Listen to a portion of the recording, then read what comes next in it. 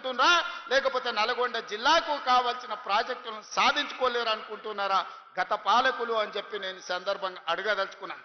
మిత్రులారా, 10 సంవత్సరాలు 20 లక్షల కోట్లు వాళ్ళ దగ్గరకు వచ్చినాయి. 20 లక్షల కోట్ల రూపాయలు వాళ్ళ జేబుల్లో ఉంటే 2000 కోట్లతోని ఎస్ఎల్బీసీని ఎందుకు పూర్తి చేయలేదో అడగండి. ఇవాళ ఈ ప్రాంతంలో ఉన్న సాగునీటి ప్రాజెక్టులు ధర్మారెడ్డి కాలువ కావచ్చు, పిల్లాయిపల్లి కాలువ కావచ్చు, లేకపోతే గంధమల్ల కావచ్చు, ఏ ఒక్క ప్రాజెక్టు కూడా పూర్తి కాలేదు. 10 ఏళ్లలో ఇవాళ మనం పూర్తి చేయాలి అనుకుంటే కాళ్ళల్లో కట్టెబెట్టి కింద పడేయాలని చూస్తూ ఇవాళ మీకు ఎందుకు మెడికల్ కాలేజ్ కట్టలేదు? ఇవాళ యాదగిరి గుట్ట మీద కాంట్రాక్టులు ఇచ్చి ఎవరికి మెక్కినరో ఇవాళ మీకు అందరికీ తెలుసు. నేను ఆరోపణలు చేయదలుచుకోలేదు, దేవుడిని వివాదాలకు రాజకీయాలకు లాగదలుచుకోలేదు. కానీ అది ఊరికే పోయిందా?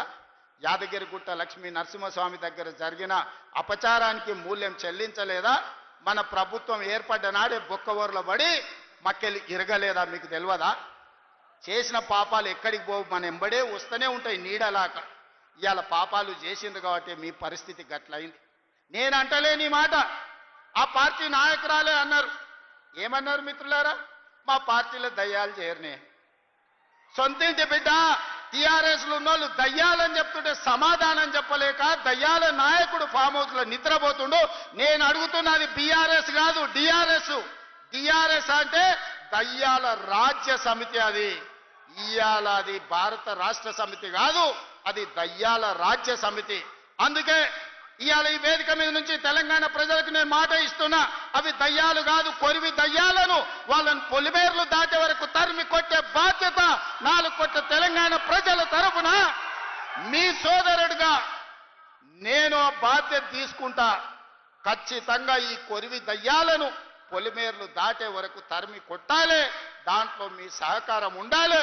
నల్గొండ బిడ్డలు ముందు బాగానే నిలబడాలి అని చెప్పి నేను మా మిత్రులకు విజ్ఞప్తి చేస్తున్నా. ఇవాళ మిత్రులారా, నేను ప్రభుత్వ ఉద్యోగుల గురించి చర్చించినాం. ప్రభుత్వ ఉద్యోగుల సమస్యల్ని పరిష్కరించాలనే ప్రయత్నం చేసినాం. వాళ్ళ డిఏల సంగతి, వాళ్ళ సమస్యల సంగతి మా